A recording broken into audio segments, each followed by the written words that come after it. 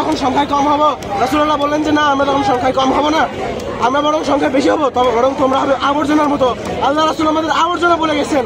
আমাদের আজকে মুসলিমদের দিকে তাকালে বোঝা যায় যে আমরা কেমন চলে আসছে। আমাদের খুব বেশি সময় বাকি নাই, আমাদের ইমাম মাহদী চলে আসতেছেন। আমাদের সবাইকে প্রস্তুত হতে হবে, কিন্তু আমাদের সাধারণ টিপিক্যাল বাঙালি জনগণ কিছু জানে না এই সম্পর্কে। আমাদের মুসলিম জনগণকে সচেতন করতে হবে। আমরা চাই একটা দল তৈরি করতে, আমরা চাই ইমাম মাহদীর পাশে দাঁড়াতে।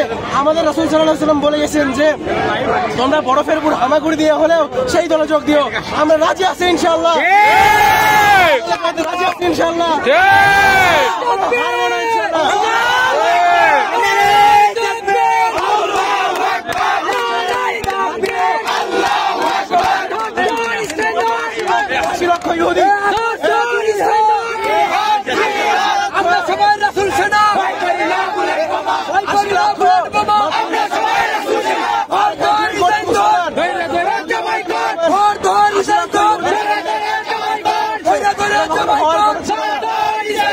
আমরা এখানে 200 কোটি মুসলমান আর 80 লক্ষ ইহুদি, 200 কোটি মুসলমান 80 লক্ষ ইহুদির সামনে হাঁটু করে বসছে। 200 কোটি হচ্ছে মুসলমান, 80 লক্ষ ইহুদির জন্য আবাবিল পাখির অপেক্ষা করতেছে।